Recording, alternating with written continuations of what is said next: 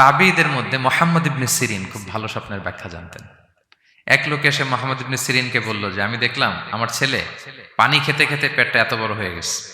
এই একই স্বপ্ন আরেকটা লোকও দেখলো, দেখে এক মূর্খের কাছে জিজ্ঞেস করলো। সে বলল, সর্বনাশ, এত বড় পেট হয়ে গেছে, তোমার ছেলে তো মারা যাবে। ঠিকই কদিন পরে ছেলেটা মারা গেল।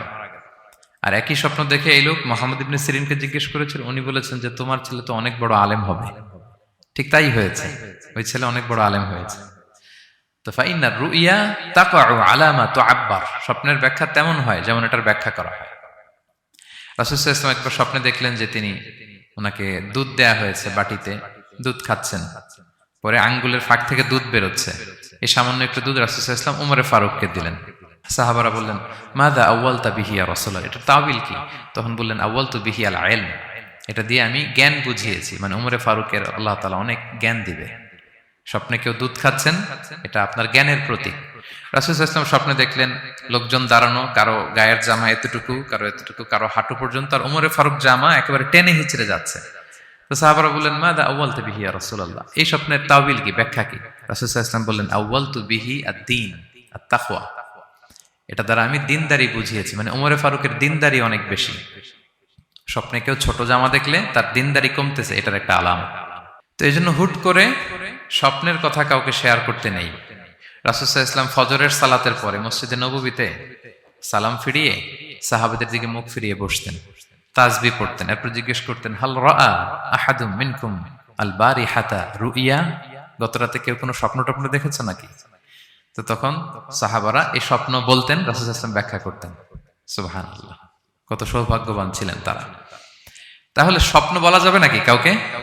না। খুবই শুভাকাঙ্ক্ষী, আপনার একেবারে ক্লোজ ফ্রেন্ড, তাকে বলতে পারেন। আর অনেক বড় আলেম যিনি ভালো ব্যাখ্যা করতে পারবেন, আপনাকে গাইড করতে পারবেন, তাকে বলবেন।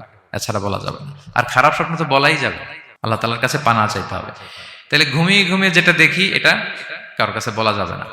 আর যেটা পাওয়ার আকাঙ্ক্ষা মানুষকে ঘুমাতে দেয় না, ওইটাও একটা স্বপ্ন। বলে না যে আমার জীবনের স্বপ্ন আমি এটা করব, এটাও স্বপ্ন। এই ভিশনও শেয়ার করা যাবে না কারোর সাথে। আপনারা তো ব্যবসায়ী মানুষ, টিপস শিখাই দেয় কিছু।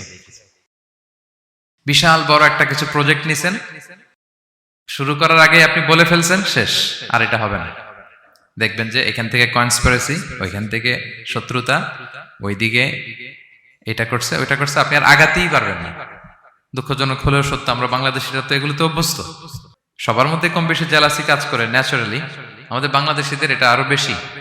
আমি আমার প্রায় আলোচনাতে বলি যে আমাদের জাতীয় খেলা হাডুডু হওয়ার কারণ হচ্ছে এই খেলার ধরনটাই এমন, একজন সামনে যেতে চায়, 10 জন পা ধরে পিছনে টানতে চায়। তা আপনি আপনার ভিশন শেয়ার করলে বিপদে পড়ে যাবেন। আপনি প্রপার হোমওয়ার্ক করবেন, গ্রাউন্ড ওয়ার্ক করবেন, কাউন্সিলিং করবেন, প্রজেক্ট দাঁড় করাবেন, লঞ্চিং প্রোগ্রামের দিন সবাইকে জানাবেন। সব রেডি, এবার আর কেউ কিছু করতে পারবেন, এটা দাঁড়ায় গেছে, সব রেডি আমার।